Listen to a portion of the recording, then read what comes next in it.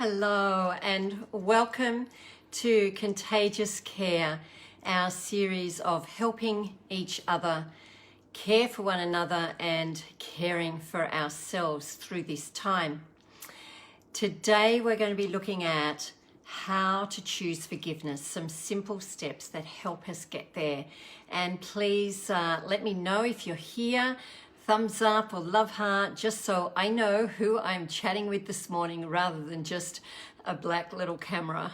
Hey, so hi Carol, welcome to you. Lovely to see you here.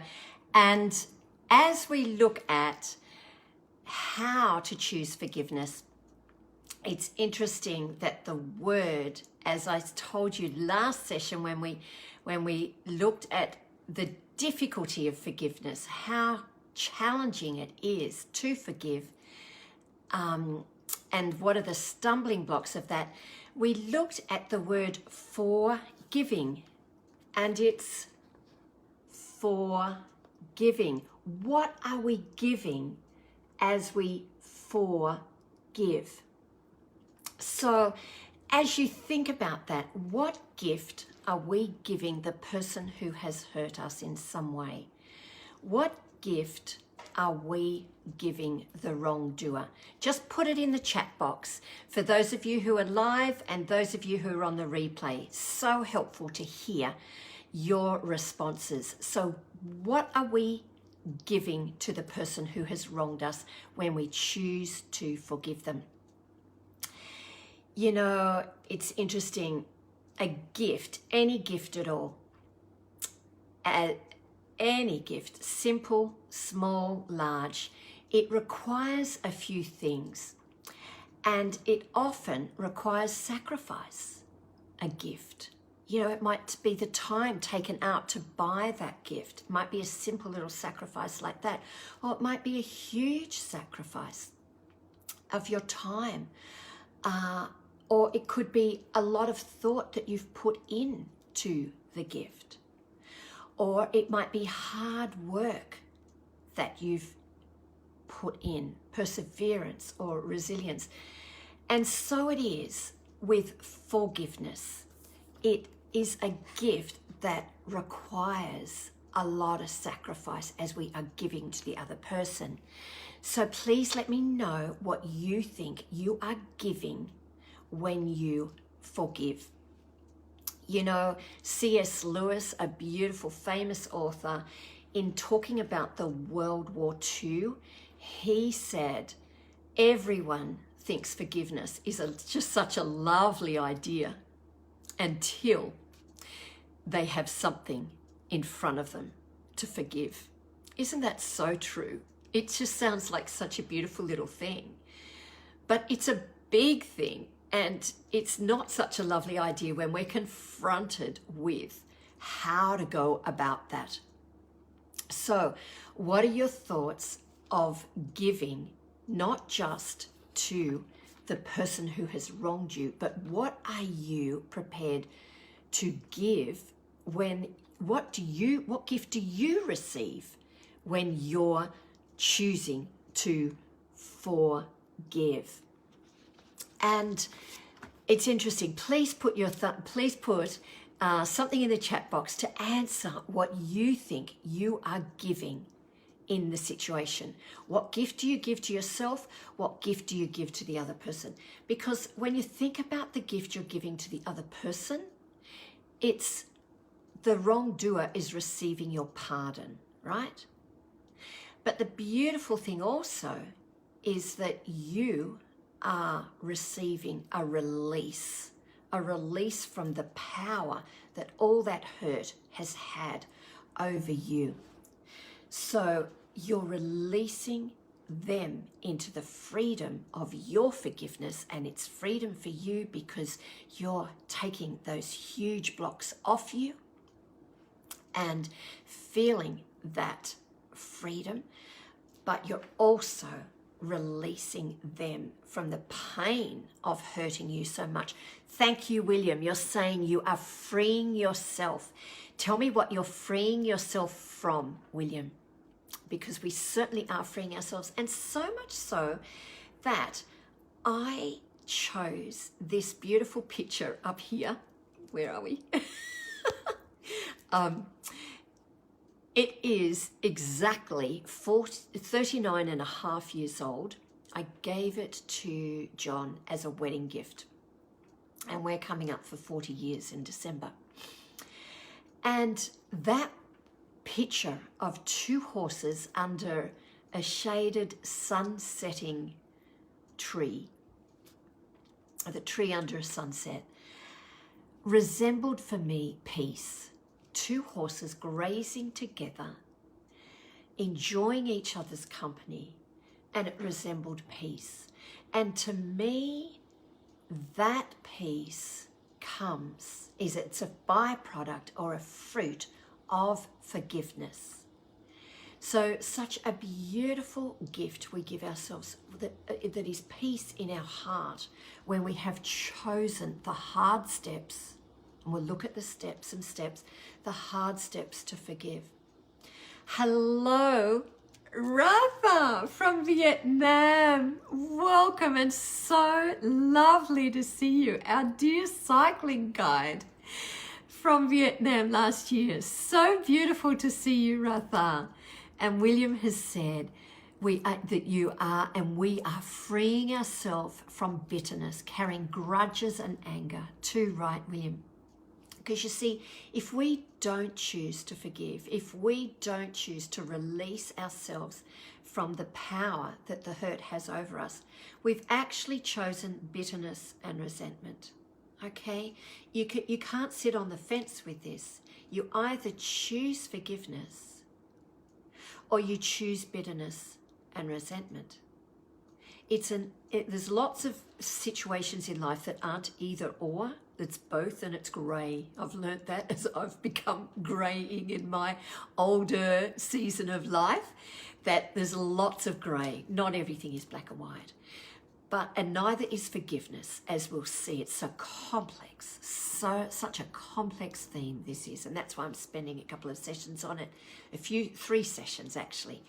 But we don't just sit on the fence. We have to go into one paddock or the other when we either choose forgiveness or choose bitterness and resentment. So the opposite of forgiveness is this unresolved bitterness, which is like taking a poison yourself to hurt somebody else. And how ridiculous is that? We think we're hurting someone else, but it's actually the poison that is inside us that comes and seeps away into us. So are there occasions in relationship where forgiveness is not appropriate? Yes. And this is the complexity of it. You see, in relationships where there's ongoing domestic abuse, besides it being unhelpfully premature, the strategies or the steps that I'm going to talk about could be misused to reinforce the already dysfunctional patterns that are occurring and the positions that people hold in a relationship that's based on power and control. So understanding the domestic violence cycle is really, really important. It's paramount here, where the violator needs to take responsibility for their abusive attitudes and actions and words, and receive ongoing therapy and an actual accountability to make change inside themselves. And at the same time, those who have been violated need to make clear, safe and assertive choices and boundaries before any process of forgiveness is thought of. So I just want to state that clearly, the contraindication here. But when we're talking about generally healthy relationships that don't have that power and control, it's like, it's interesting. I was asked, John and I have both been asked to run a series of Zoom for about 100 singles and early dating people in the early dating phase on what are the key elements of a healthy, strong, long-lasting relationship. And I actually, where is it? It's over here. I'm going to have to get it, sorry. You had a space to think or answer any questions. Okay, so I'm going to give you this stool, okay? It's got 4 legs, right? 1, 2, 3, 4. Okay, and that stool would not survive if it was only 3-legged, right? So the key ingredients to a relationship John and I have been talking about, one is commitment, a long-lasting relationship. One is companionship. It needs that strong leg of companionship, going through things together, the joys and also the struggles, and what companionship can bring through that. It also has a leg of intimacy.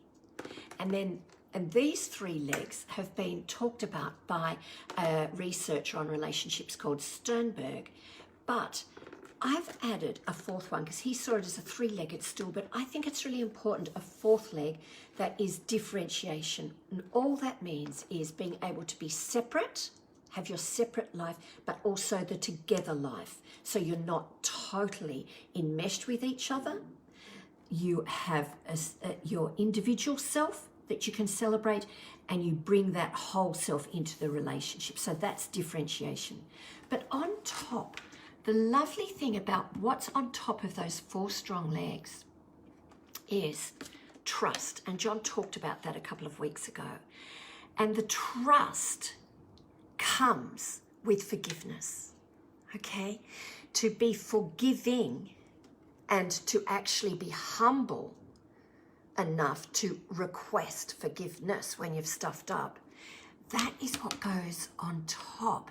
All these actions of repairing your relationship and building trust, which you build on top of the 4 solid legs. So I may talk about that further in another session, but the forgiveness aspect to put on top of that structure is really, really important, because that builds your safe home of the relationship. So Carol has said, forgiveness certainly helps our well-being.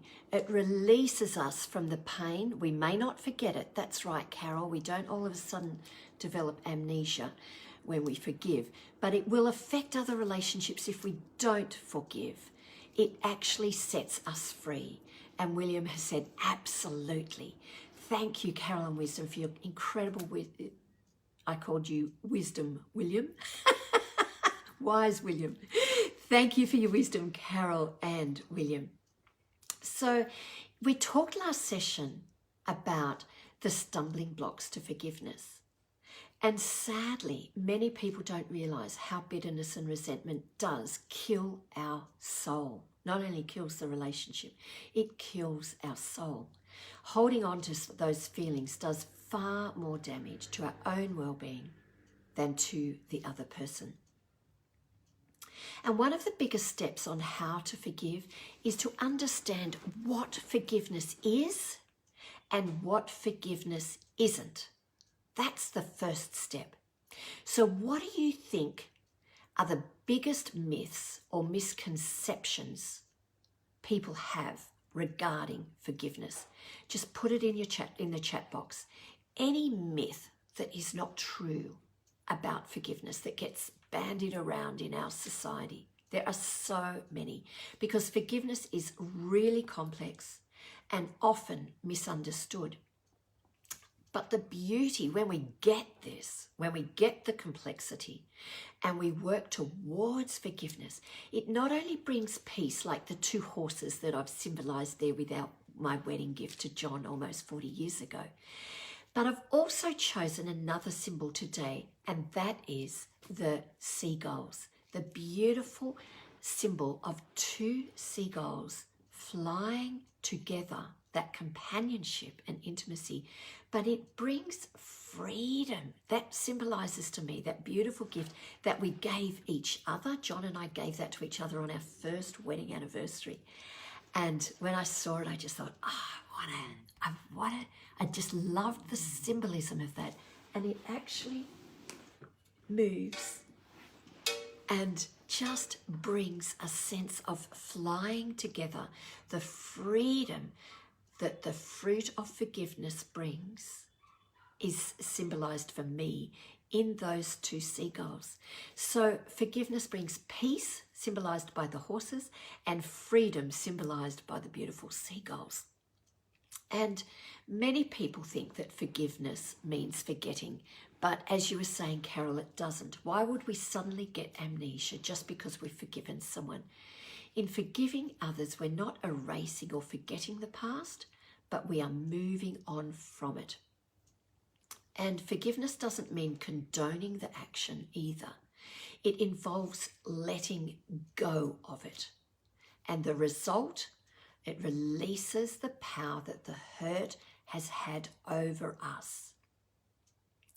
So William's saying forgive and forget. Forgetting allows you to do the same thing again and again without learning. My word, it does, William. And you know, I was saddened when I saw a book titled Forgive and Forget. And that's one of the myths, the misconceptions in our world that people get sucked into believing. And it's so important. You know, we need to remember the regrets so we will not fall into the same trap and do that same thing again. We need to remember, just like, you know, if we'd forgotten the Holocaust, or if we had forgotten the atrocities of war, if we had forgotten certain things, we would be repeating. I know we're repeating wars, but we need to be keeping on reminding ourselves how we can do things better by reminding ourselves of what we have learnt from the times that we have stuffed up. So it's bringing meaning and learnings into the sad or bad situations that we've experienced that will enable us to heal. So do you think that forgiveness is an emotion or a choice? Just write down your answer. Is it an emotion or is it a choice? Many people wait years and years until they feel like forgiving. Most of us will never feel like forgiving because it's an unnatural decision and it's not fair. But a step forward, this is another step we can take. It's a step forward in understanding that the act of forgiveness is a choice. That's right, William. It is a choice. It is not an emotion. It is an act of our will that requires grace. And it's a costly act of our will. It's a difficult choice. That's right, Carol. We all have difficult choices to make in life, and forgiveness is an unnatural one because we're so hurt, we're so wounded. So it doesn't come instantaneously either. It emerges. Thanks, Alita. We all agree it's a choice. You know, when my clients, and some people, another myth is that you've got to do it all at once, you know, and then you feel guilty that you haven't been able to. But that's a myth. We need to let go of that. Forgiveness is a process. It is not a once in a lifetime event. It is a process that keeps emerging, and it's a journey. And when my clients find it impossible to forgive, many of them have found it helpful when we itemize the various hurts and begin forgiving the easiest one. When I find it difficult to forgive, I'm reminded of my faith in Jesus and knowing all that he's gone through for me in forgiving me. And that really helps me get things into perspective, to be able to give forgiveness, to actually choose to forgive even when I don't feel like it. So if we can remind ourselves, that's a powerful step to just know and be continually reminded it's not an emotion. So don't wait until you feel like forgiving because you'll never get there. It's a choice. Hi, Alison. So we're just discussing the power of forgiveness and how it is a choice rather than an emotion. And now let's look at because this is another step to look at what forgiveness is, but what it isn't. So quickly tell me in the chat box what forgiveness isn't in your mind, what we think that it might be, or what the world tells us it is, but clearly what you know it isn't. Just put that in the comments section. I remember the movie Love Story years ago, and I saw it as a teenager, and it was a tearjerker, and yes, it was a beautiful movie, but it had this really weird theme, and he said it to her, I think it was, or she said it to him, in this beautiful love moment.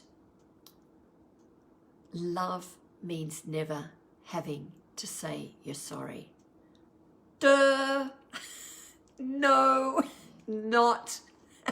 Love does mean needing to say we are deeply sorry when we have hurt somebody. If we are going to build the wonderful house of a long-lasting relationship with the four strong legs that I talked about in the beginning of the session, and if we are going to build trust, and forgiveness is part of that trust, to sit on the four solid legs that will build your beautiful foundation. So what is forgiveness not? Alita's telling us it's not letting go. When you hold on to something, you hold on to the person's throat, you want to really take revenge. It is not that. No, it is not forgive and forget. It's not a quick fix.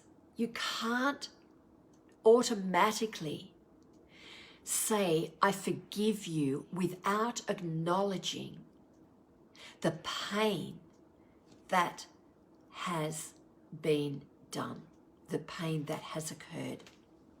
So we need to have that acknowledgement and state to the person we've wounded in order to apologize well. But we equally need to acknowledge that pain within ourselves, because that leads us to the action of forgiving.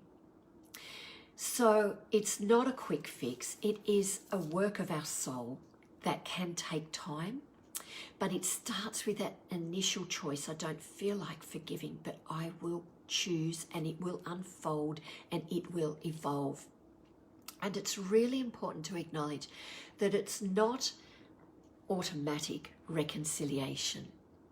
You see, in my Elevate Your Wellbeing book, when I was asked to write a chapter on relationship wellbeing, and I chose forgiveness, I called it freedom through forgiveness, because by forgiving, we are actually, it's like this metaphor, and this is an ugly metaphor, but I'm going to say it anyway. It's like if we've got a boil on our arm, say, and we lance that boil, the pus is released, it comes out, and all the impurities in the wound come out with it, and we have those impurities have a chance to be removed, and the sore is then able to heal.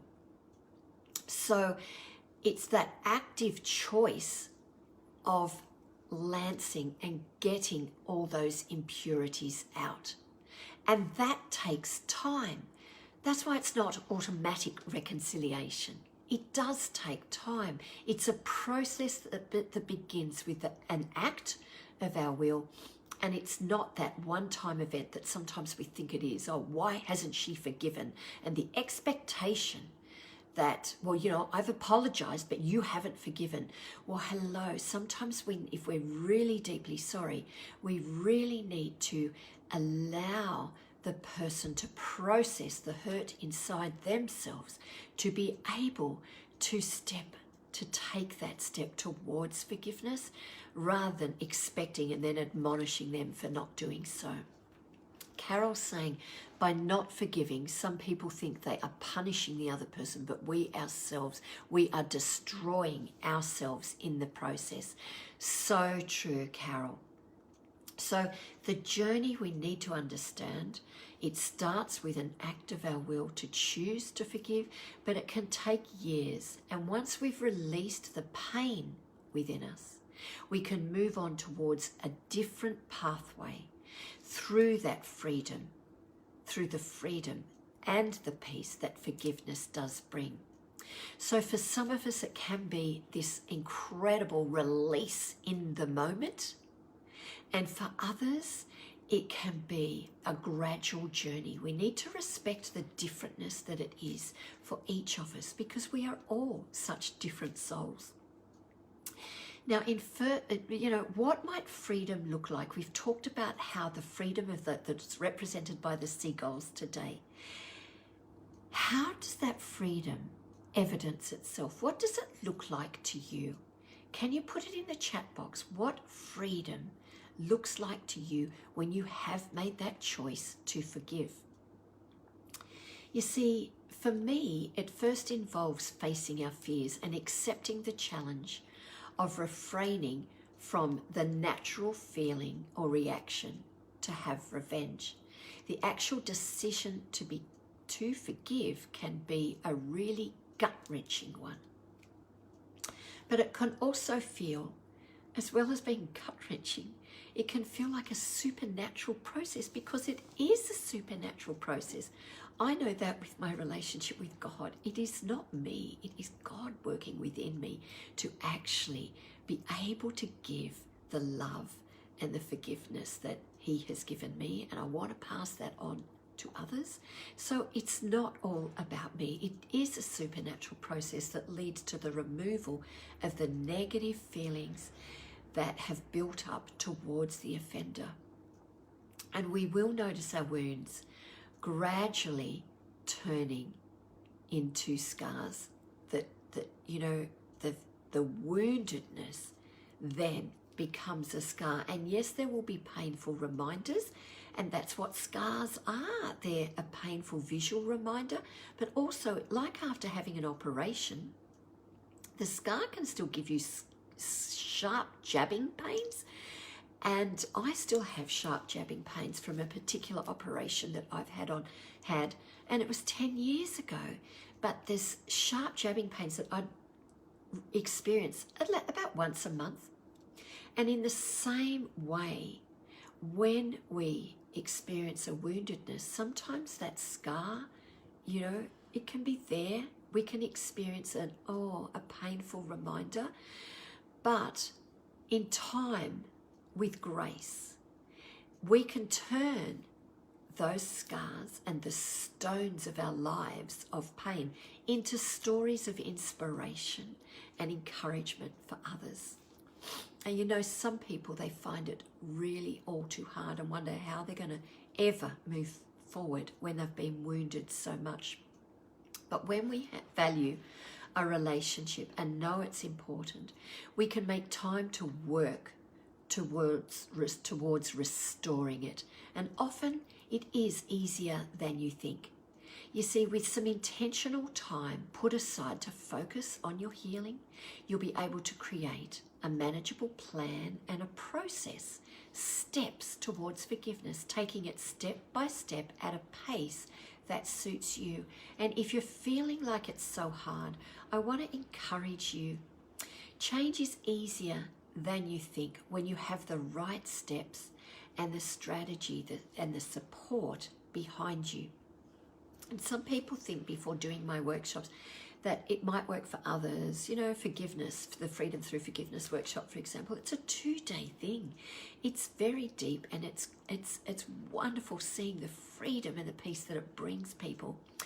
But a lot of people think, that'll work for others, it won't work for me. And they allow self-doubt to hold them back from doing something, investing in something like that.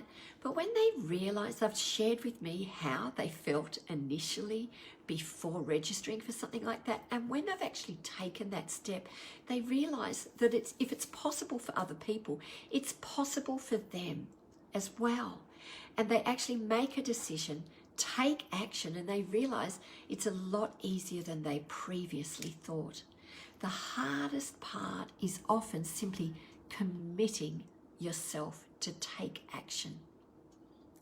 There's countless layers to forgiveness, and I'm not able to do it justice in these short talks, but that's why I've designed that 2-day program to deep dive into it with experiential activities that are really life-changing.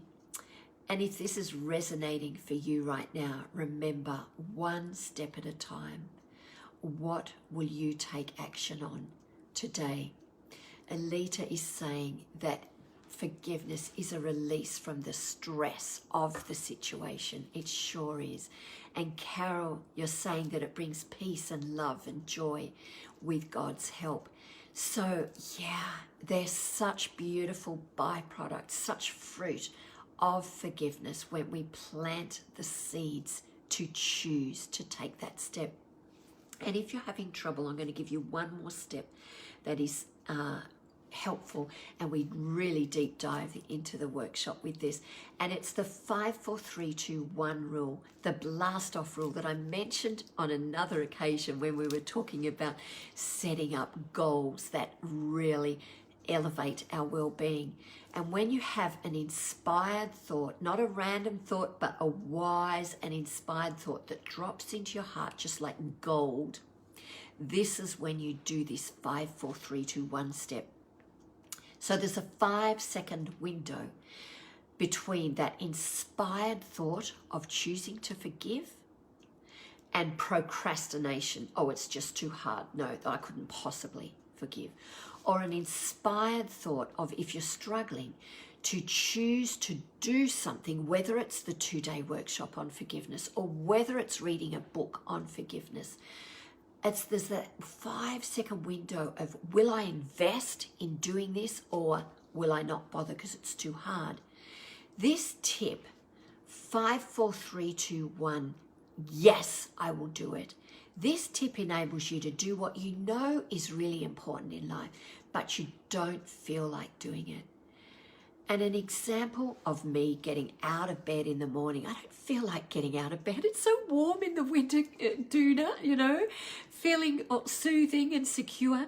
But I have to get out of bed to manage my day. And so I go 5 4 3 2 1, blast off. That's the step I choose. And it's the same with deep issues like forgiveness, to actually make that baby step of a choice, which is the huge mountain, like climbing Everest, it feels like. But if we take that step first, that's a huge step towards the next one. And there's a beautiful example of acting immediately on the inspired thought of forgiveness that I'm going to share with you now as we close. And it's this, a dear friend of mine who read the chapter and was on forgiveness that I wrote and was deeply impacted by it. She bravely decided to approach her mum, who she'd been estranged with for 30 years, and offer forgiveness to her mum, who had done something to her family without any explanations when my friend was only 10. And she decided to drive 6 hours to visit her mum the following weekend after reading my book chapter on forgiveness, so that she could take that action step to actually verbalize forgiveness to her and restore a relationship. And it was such a blessing for her to be reconciled with her mum. That was the fruit of her forgiveness. And not only for the newfound understanding and blessing of that relationship and friendship that they had over the next 5 months, but what was greater impact, her mum died unexpectedly 5 months later. And my friend is just so blessed now with the fruit of that relationship that she had, that she remembers. That's the end story, the last chapter to their relationship of this earthly life. And it made her realize it's never too late to make a decision and take action. Sometimes people are tempted to give up, but something inside them knows that the relationship is worth investing in. And there's an abundance of joy and love on the other side of investing into forgiveness or to making sincere apologies. And I'm offering today, and for anyone watching this video on the replay, anyone who's in this contagious group, I just want to give a gift to you, $50 off the Freedom Through Forgiveness workshop. And you can just go on to, I've put the flyer up there so you know what the goals of that workshop are. So if that's something you want to invest in, the Contagious Care family members have a $50 discount from that 2-day program. So when we finish right now, I'm just going to give you a beautiful, life-powering thought of Nelson Mandela, who I really look up to. He's one of my role models on how he dealt with forgiveness, when he said, I just don't think anyone says it better than him, in his 1994 inaugural speech, when he said, as we are liberated from our fear, our presence automatically liberates others. And you know, when he chose his team, when he became president after having 29 years imprisonment, and he forgave the white people of his nation, he chose to actually choose a team. He inspired his black bodyguards to embrace his choice of having white bodyguards as well.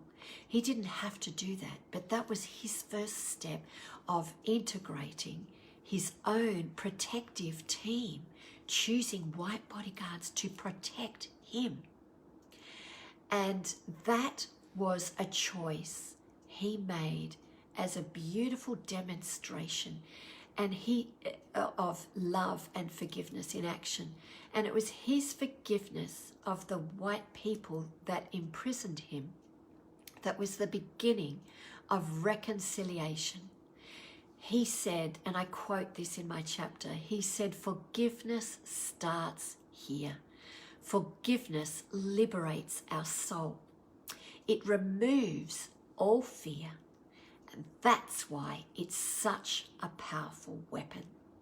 So may you go out today remembering the peace of those horses in the picture and the freedom of the seagulls that remind you of the freedom that forgiveness brings. They move together, embracing the fruits of forgiveness.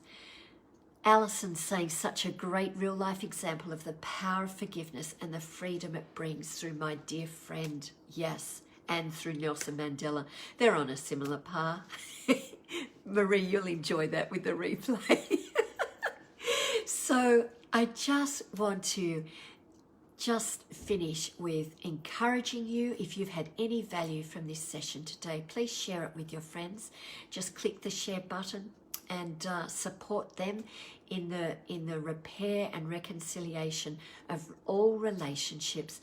And next Tuesday, we're going to be looking at working through shame and working towards self-forgiveness, forgiving ourselves for the stuff that we've done. So in the meantime, be brave, be life-giving, and let your light shine.